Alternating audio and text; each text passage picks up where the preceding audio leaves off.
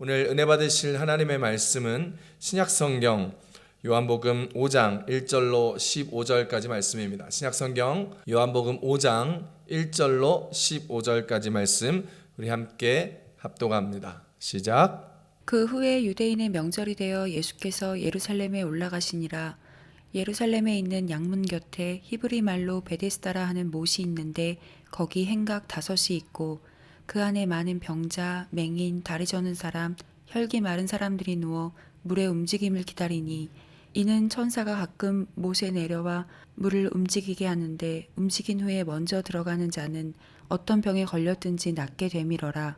거기 38해 된 병자가 있더라. 예수께서 그 누운 것을 보시고 병이 벌써 오래된 줄 아시고 이르시되 내가 낫고자 하느냐.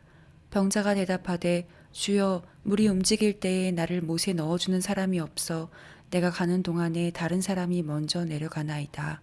예수께서 이르시되 일어나 내 자리를 들고 걸어가라 하시니 그 사람이 곧 나아서 자리를 들고 걸어가니라. 이날은 안식일이니 유대인들이 병 나은 사람에게 이르되 안식일인데 내가 자리를 들고 가는 것이 옳지 아니하니라. 대답하되 나를 낫게 한 그가 자리를 들고 걸어가라 하더라 하니 그들이 묻되 너에게 자리를 들고 걸어가라 한 사람이 누구냐 하되 고침을 받은 사람은 그가 누구인지 알지 못하니 이는 거기 사람이 많으므로 예수께서 이미 피하셨음이라. 그 후에 예수께서 성전에서 그 사람을 만나 이르시되 보라, 내가 나았으니 더 심한 것이 생기지 않게 다시는 죄를 범하지 말라 하시니 그 사람이 유대인들에게 가서 자기를 고친 이는 예수라 하니라. 아멘. 오늘은 요한복음 5장 1절로 15절까지 말씀을 가지고 베데스다 연못의 주인공이라는 제목으로 함께 말씀을 나누도록 하겠습니다. 오늘 성경은 6월절 명절을 보내기 위하여 예루살렘으로 가신 예수님께서 베데스다 연못을 지나가시려다가 38년 된 병자를 고치시는 것에 대하여 말씀하고 있습니다. 예수님은 제자들과 함께 예루살렘에 올라가 유대의 최고 명절 중에 하나인 유월절을 지내고 있습니다. 우리나라에서는 설이나 추석 같은 이 명절이 되면 대개 객지에 나가 있던 가족들이 다 고향으로 돌아오게 되지요. 그런데 이스라엘은 이 유월절 같은 큰 명절이 되면 이곳저곳의 도시와 시골에 있는 사람들이 수도 예루살렘으로 모입니다. 그리고 예루살렘에서 제사를 지내며 큰 명절을 보내고 즐겼던 것이지요. 우리나라가 고향 중심의 명절 문화였다면 이스라엘은 성전 중심, 예루살렘 중심, 하나님 중심의 명절 문화를 가지고 있는 것입니다. 예루살렘에서 예수님이 예루살렘 성전 양문이라는 곁을 지나고 베데스다라는 연못에 나가 누워있는 병자들을 보았습니다. 이 베데스다는 히브리어로 은혜의 집, 자비의 집이라고도 해석할 수 있습니다. 집이라는 뜻이죠. 베델, 우리가 야곱이 하나님 앞에 번제단을 쌓았던 베델이라는 그 이름처럼 하나님의 집이라는 이름인 것이죠. 집이라는 의미고 에스다는 은혜라는 자비라는 뜻을 가지고 있습니다. 그래서 은혜의 집, 자비의 집이라는 뜻을 가지고 있는 베데스다 연못의 이름인 것이죠. 그래서 이 베데스다는 매우 독특하게 우리나라에서는 이 기독교인들이 가게를 낼 때 이 베데스다라는 이름을 자주 사용합니다. 그래서 한국에 가보면 베데스다 병원, 베데스다 교회, 베데스다 요양원, 베데스다 기도원, 베데스다 한의원, 베데스다 학교, 대학교, 베데스다 합창단, 베데스다 옷가게, 베데스다 게임도 있더라고요. 그리고 베데스다 스포츠 마사지 이렇게 해서 앙 붙여진 데가 없어요. 고치는 것, 좋아지는 것, 메호라르 되어지는 모든 것 앞에는 베데스다를 붙이는 게 한때 유행처럼 있었습니다. 은혜의 집이라는 베데스다 연못은 본문에서 예루살렘 성의 양문 곁에 있었다고 말하고 있습니다.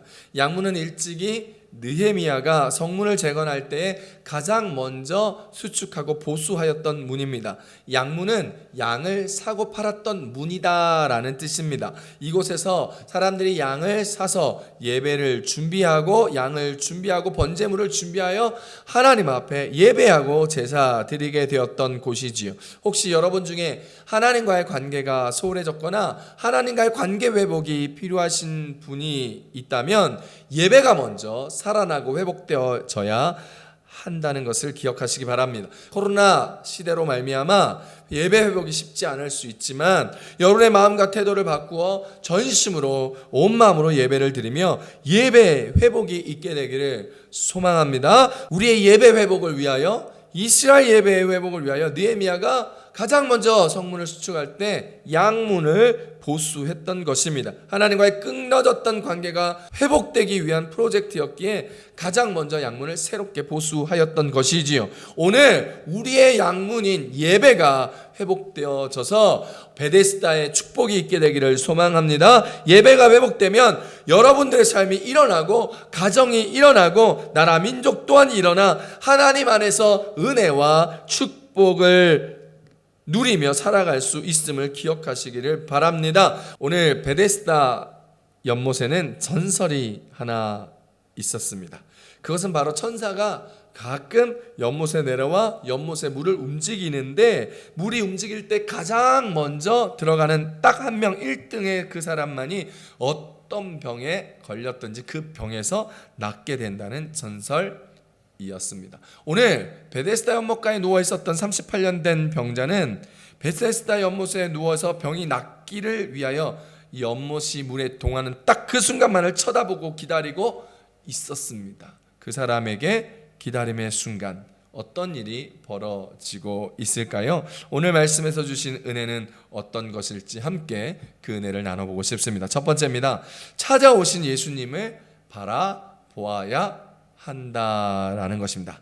요한복음 5장 5절에서 6절입니다. 시작. 거기 38배 된 병자가 있더라. 예수께서 그 누운 것을 보시고 병이 벌써 오래된 줄 아시고 이르시되 내가 낫고자 하느냐라고 말씀하십니다. 베데스다 연못에서 병이 낫는다는 전설을 알고 병 고침 받는 사람들처럼 자신도 병 낫기를 원하며 어떻게든지 제일 먼저 그 물이 동할 때 먼저 들어가려고 애쓰고 있는 38년 된 병자에게 기적이 일어납니다. 그 기적은 바로 예수님이 그 병자를 찾아오신 것입니다. 병을 고치시는 분, 은혜를 주시는 분, 살리시는 그분, 예수님이 바로 38년 된 병자 앞에 나타나신 것입니다. 그리고 주님이 그 병자에게 물어보십니다. 내가 낫고자 하느냐라는 것입니다. 예수님의 질문 앞에 병자는 네, 낫기를 원합니다 주님이라는 대답을 하지 아니하고 엉뚱한 대답을 하죠. 물이 동할 때 나를 넣어줄 한 사람이 없어서 내가 물에 들어가기 전에 다른 사람이 먼저 들어가 나아버립니다 라는 불평 섞인 넋두리였습니다. 사실 베데스다 연못가에는 고통받는 병자들, 소경들, 절뚝발이들, 혈기 마른 자들이 다 모여 병 낫기를 위하여 물만 쳐다보고 있었던 상황이었습니다. 왜냐하면 물이 동하는 그 순간 딱 한 명만 들어갈 수 있고 나을 수 있기 때문에, 그래서 베데스다의 연못에는 누구든 경쟁심이 발동하여 먼저 들어가려고 한 것이죠. 베데스다 이름이 은혜의 집이라는 것인데 은혜가 아니라 경쟁이, 시기심이, 원한이, 불평이 가득한 곳이 되어 버렸습니다.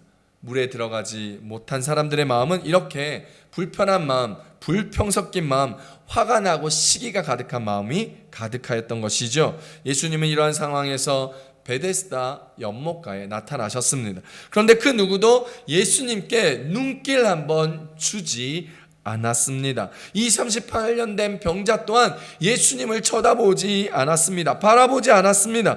예수님이 38년 된 병자 앞에 서서 그가 누운 것을 보시며 내가 낫기를 원하느냐라는 묻는 질문에 그는 예수님을 쳐다보며 뭐 이런 사람이 있어 라는 듯한 눈빛으로 자신의 넋두리를 하며 불평하는, 자신만 생각한 대답을 하는 것이지요.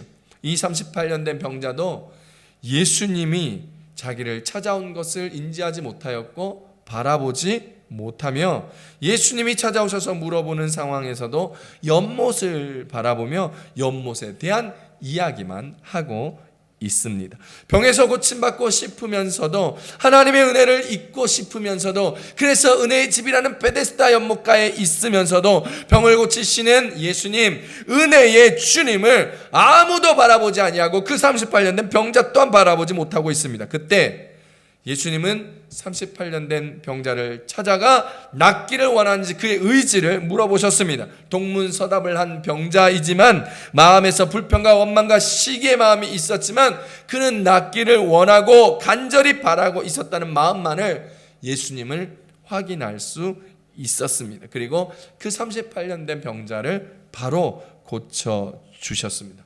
사랑하는 성도 여러분, 우리는 지금 우리 앞에 찾아오신 예수님을 바라보고 계십니까? 혹시 우리가 원하는 그 일들을 바라보고 그것들을 바라보고 생각하느라 주님 바라보지 못하고 있는 것은 아닌지요? 내 앞에 놓인 문제에 신경 쓰고 있느라 날 찾아오신 예수님을 향한 시선이 아니라 문제와 환경을 바라보며 불평하고 원망하며 그곳만을 바라보고 있는 것은 아닙니까? 여러분은 지금 바라보는 것이 무엇이며 어느 방향입니까? 돈이 좀 생긴다면, 이번 일만 잘 해결된다면, 한 번만 내게 기회가 주어진다면, 이 고비만 넘긴다면, 이 코로나만 잘 지나갈 수만 있다면 이라고 혹시 생각하면서 혹시 우리가 모든 것의 주권자이신 주님을 바라보지 못하고 하나님만 바라보지 못하고 우리에게 닥친 환경이나 문제에 골몰하며 불평하며 어려워하며 하나님 앞에 나아가지 못하고 있는 것은 아닌지, 주님을 바라보지 못하고 있지는 않습니까? 이런 분들을 주님 믿는다면서 예배를 드리지만 주님을 바라보지 못하고 집중하지 못하고 정말 예배를 드리지 못하고 있을 때가 참 많습니다. 끝까지 자기 문제에만 집중하고 있는 우리들의 모습이 바로 베데스다에 찾아오신 예수님을 쳐다보지 못하고 바라보지 못하는 병자들의 모습과 같은 것은 아닐까요? 사랑하는 성도 여러분, 문제를 바라보지 마시고 문제를 해결하시는 주님을 바라보시고 예수님을 바라볼 수 있기를 바랍니다. 그 예수님이 지금 여러분을 찾아오십니다. 병자를 찾아와 낫기를 원하느냐 물어보셨던 것처럼 우리에게 찾아와 우리에게 닥친 문제를 해결하시기를 원하느냐라고 우리 가운데 물어보고 계십니다. 문제를 바라보지 마시고 문제를 해결하시는 하나님을 바라보시기를 축복합니다. 그분이 문제의 해답이며 예수님이 솔루션입니다. 1등으로 베데스다 연못물에 들어가서 병 고침을 받는 것이 은혜가 아니라 은혜의 원천이신 예수 그리스도를 바라보는 것이 우리의 은혜입니다. 날 찾아오신 예수님을 바라보십시오. 주님은 늘 우리 가운데 찾아오고 계십니다. 우리의 마음을 노크하고 계십니다. 주님을 바라보시고 우리의 시선을 주님께로 두십시오. 그리고 우리의 마음의 문을 열어 주님을 기쁘게 영접하십시오. 요한계시록 3장 20절입니다. 볼지어다 내가 문 밖에 서서 두드리노니 누구든지 내 음성을 듣고 문을 열면 내가 그에게로 들어가 그와 더불어 먹고 그는 나와 더불어 먹으리라. 할렐루야. 미국 서부의 캘리포니아 땅은 원래 멕시코 땅이었습니다. 사람들은 서부에서 금이 나고 금광을 찾았다, 부자가 되었다는 이야기를 듣고 많은 이들이 서부 캘리포니아 땅으로 이주하였습니다. 뉴욕에 살던 어떤 청년도 많은 재산을 정리하여 가족들과 함께 그 더 부자가 되고 큰 꿈을 찾기 위하여 캘리포니아로 금광을 찾아 떠났습니다. 그러다가 결국 있던 재산을 다 허비하고 가족들도 그곳에서 황토병으로 죽게 되었습니다. 결국 기회의 땅이라 불렸던 황금을 낳는 그 땅 캘리포니아 땅의 삶을 포기하고 그 가지고 있는 모든 것을 정리하였더니 $5가 남게 되었고 그 $5를 가지고 고향으로 낙향하여 고향에 계신 할아버지와 함께 살게 되었습니다. 그 $5로 고향 땅을 사게 되었고 그 땅에서 할아버지와 함께 살게 된 것이지요. 그때 이 청년은 그동안 금광을 찾기 위하여 하나님 앞에 예배하지 못하고 나아가지 못했던 것이 생각났습니다. 그래서 할아버지와 함께 이 청년은 집에서 그동안 하나님 앞에 예배하지 못한 것을 후회하며 회개하며 집에서 기도하고 예배 드렸습니다. 그동안은 금을 바라보고 부귀영화를 바라보고 찾고 쫓느라 시선을 주님께로 들여주지 못했던 것을 다시 바꾸어 주님만 바라보게 되었습니다. 할아버지와 이 청년은 아무리 힘들어도 고달파도 매일 저녁 하나님께 기도하고 비가 오나 눈이 오나 항상 찬송하면서 하루를 마감하였습니다. 그러고 나서 1년이 지나자 모든 것을 정리하고 산 고향 땅에서 금광이 되었다는 소식을 듣게 되었습니다. 그래서 그 할아버지와 손자는 가족을 잃은 슬픔에도 불구하고 인내하면서 하나님 앞에 예배를 드리지 못했던 것을 회개하고 진실이 하나님 앞에 나아가 기도하고 예배하였던 것이 하나님께서 감동하였다는 사실을 알고 금광을 통해서 돈을 벌어 그곳에 가장 먼저 교회를 세우고 많은 사람들에게 살아계신 하나님의 역사에 대하여 간증하였다는 이야기를 들었습니다. 오늘 우리 인생에서 가장 중요한 것은 우리가 처한 상황을, 문제를 보는 우리의 시선을 거두어서 하나님께로 돌리며 문제를 해결받는 은혜, 기도에 응답받는 은혜가 필요한 것이 아니라 우리의 문제를 해결해 주시는, 우리의 기도에 응답을 주시는 하나님을, 예수님을 바라보며 우리에게 찾아오시는 주님과 함께 거하며 살아가는 인생이라는 것을 기억하시기를 우리 예수님의 이름으로 축복합니다. 그래야 우리가 살아가는 이곳이 정말 은혜의 집 베데스다가 된다는 사실을 깨달을 수 있었으면 좋겠습니다. 38년 된 병자가 그토록 원했던 한 사람, 자신을 물이 동하는 곳에 가장 먼저 집어넣어 내가 깨끗함을 받기를 원했던 그 한 사람, 그 병자가 그토록 원하던 바를 이루어질 그 한 사람, 그분이 바로 예수 그리스도라는 사실을 기억하시기 바랍니다.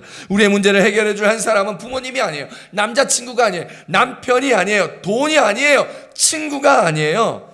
많은 돈도 가족도 친구들도 내 문제 내 상황을 해결해 줄 수 없고 도와줄 수 없습니다. 단 한 사람, 은혜의 단 한 사람, 그분이 바로 예수 그리스도입니다. 오직 그분 예수 그리스도만을 바라볼 수 있기를 축복합니다. 히브리서 12장 2절입니다. 믿음의 주요 온전하게 하시는 이인 예수를 바라보자. 그는 그 앞에 있는 기쁨을 위하여 십자가를 참아사 부끄러움을 개의치 아니하시더니 하나님 보좌 우편에 앉으셨느니라. 할렐루야. 믿음의 주요 온전하신 예수님을 바라볼 수 있는 저와 여러분의 믿음 되시기를 축복합니다. 두 번째, 베데스다 연못에서 주시는 은혜는 은혜를 향한 우리의 의지가 있어야 한다라는 것입니다. 따라하십시다.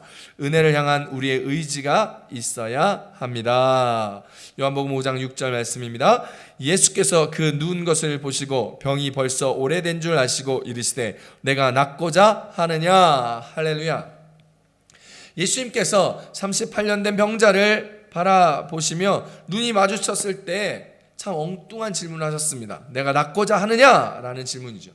모르긴 몰라도 이 질문을 받았던 이 38년 된 병자는 하도 어이가 없어서 이렇게 멍하니 쳐다보았을 것 같습니다.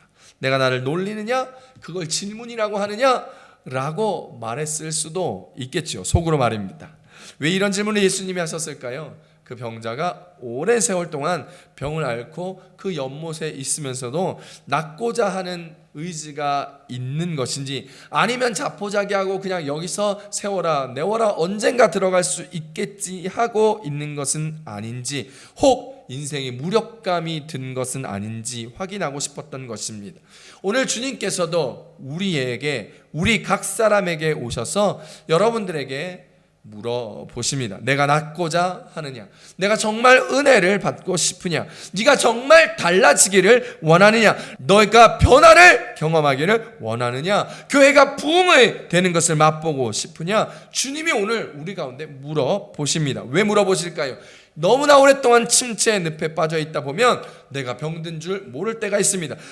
살이 썩어 문드러져도 당연히 여깁니다. 눈에는 초점이 없고 삶에는 열정이 없고 온갖 생각이 물이 움직이면 들어가야지, 물이 움직이면 나을 텐데 라는 생각으로만 살아갑니다. 아닙니다. 물이 움직여야 낫는 것이 아니라 내 마음이 움직여야 주님을 만날 수 있고, 주님을 만나야 나을 수 있는 것입니다. 오래된 병으로 인한 무기력해지고 병에 묶여 있는 것이 익숙해진 우리의 삶과 영혼은 아닌 것인지, 오늘 이 질문을 통하여 예수님은 아주 중요한 포인트로 삼으십니다. 낫기를 원하느냐? 주님은 우리의 삶의 무기력과 죄와 살아가는 것이 익숙한 그 죄와의 익숙함의 사슬에서 자유롭게 하시고 끊어내시기를 원하신다라는 것이죠. 사랑하는 성도 여러분, 대답해 보십시오. 주님이 우리가 묶여있는 죄의 사슬과 무기력의 결박으로부터 자유하게 하시기를 원하십니까? 할렐루야, 아멘 대답하셔야 합니다. 시편 116편 16절입니다. 여호와여, 나는 진실로 주의 종이요 주의 여종의 아들 곧 주의 종이라. 주께서 나의 결박을 푸셨나이다. 할렐루야. 믿음으로 아멘으로 화답하여 우리의 죄의 결박이, 우리의 삶의 무기력함이 끊어지고 없어지고 소멸되어지며 낫게 되기를 우리 주 예수님의 이름으로 축복합니다. 주님 또한 우리에게 그 결박과 매여 있음을 풀어주시기 위하여 은혜를 향한 우리의 마음과 의지를 확인하시기를 원한다라는 사실 기억하십시오. 너는 하나님을 향하여 너의 마음이 움직이고 있느냐?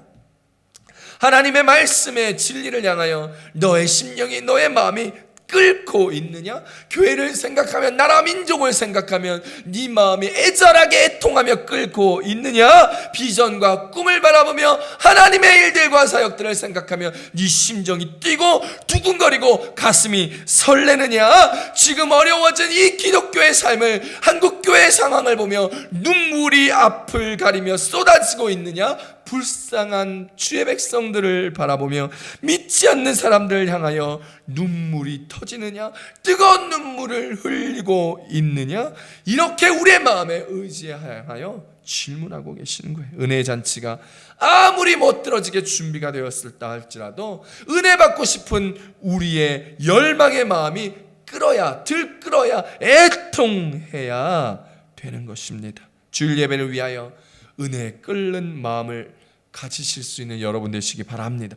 토요일날 예배를 위하여 준비하며 몸과 마음을 하나님 앞에 온전히 드리기 위하여 우리가 준비하며 끓는 마음으로, 애끓는 마음으로, 기도에 끓는 마음으로 우리가 준비해야 합니다. 불필요한 행동과 모습은 예배를 사모하며 주님을 향한 마음을 위하여 자제하셔야 하는 거예요. 토요일은 주일 예배를 준비하는 마음으로 우리의 행동과 마음을 다스리면서 그것이 은혜를 위한 우리의 의지라는 것을 주님 앞에 보여야 합니다. 물이 끓어야 쌀이 있고 밥이 되는 것처럼 심령이 끓어야 기도가 있고 응답이 나오는 것입니다. 내 마음이 주님을 향한 열정으로 끓어 넘칠 때, 마음이 설레고 기쁨으로 두근두근거리게 될 때, 오늘 우리 가운데 성령이 임하고 주의 일들이 임하며 주의 축복이 임하는 것입니다. 내 마음에 불이 붙어야 기도의 불이 붙고 성령의 불을 받을 수 있으며 은혜의 불이 내 삶에, 내 교회에, 우리의 가정에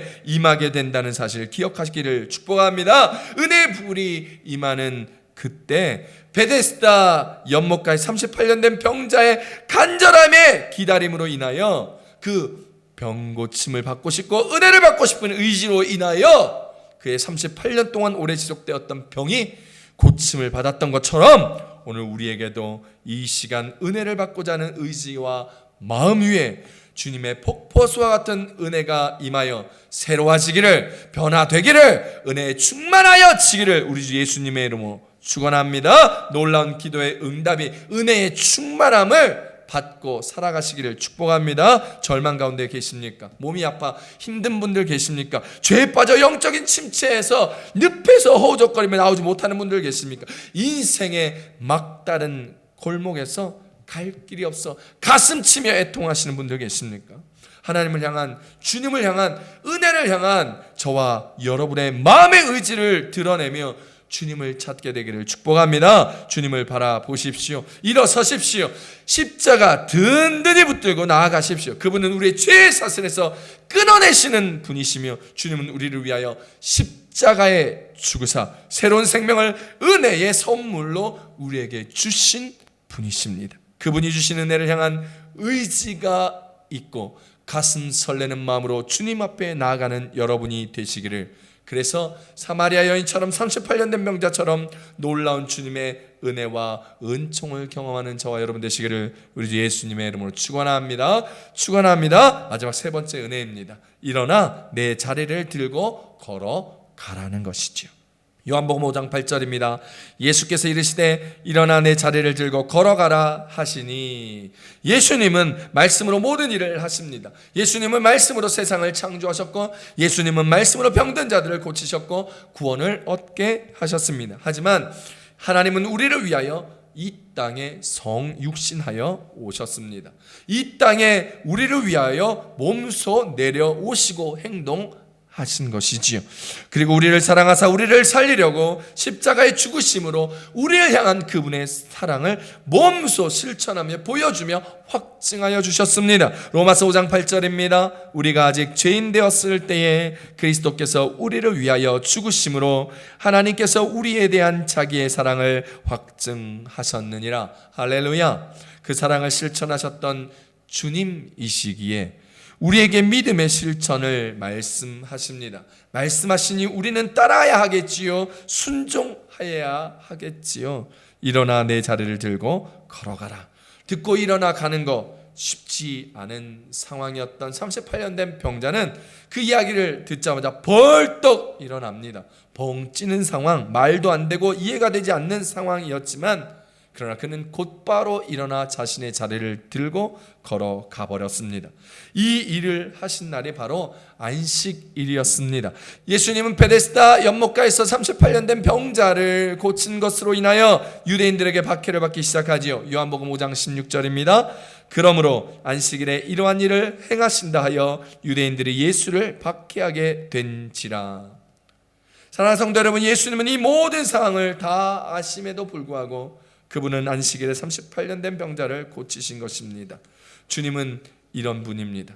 주님은 그분의 안위나 편안함이나 이익을 생각하지 아니하고 한 영혼을 불쌍히 여김으로 주님의 일을 감당하십니다. 사랑하는 성도 여러분, 오늘 우리도 주님 따라 주님 일을 위하여 말씀대로 살아가기 위하여 재지 않고 나의 편안함, 안위, 나의 안녕과 이득을 쫓지 아니하고 하나님 보시기에 좋은 일, 하나님 보시기에 선한 일을 능히 감당할 수 있는 저와 여러분, 우리 교회 공동체가 되시기를 축복합니다. 그러니 일어나십시오. 예전의 삶에서 일어나 이제 떠나십시오. 이제 나만 생각했던 이기적인 마음과 이기적인 삶에서 일어나 떠나 가십시오. 온갖 아픔과 복잡한 심경들 털어내고 일어나 가십시오. 나아가십시오. 새롭게 주님 말씀 붙들고 사실 수 있는 여러분 되시기를 축복합니다. 옛날 생활로 돌아가지 마시고 새로운 삶을 주신 주님과 함께 새로운 기회를 누리며 주의 은혜 가운데 살아가시기를 축복합니다. 주어진 상황에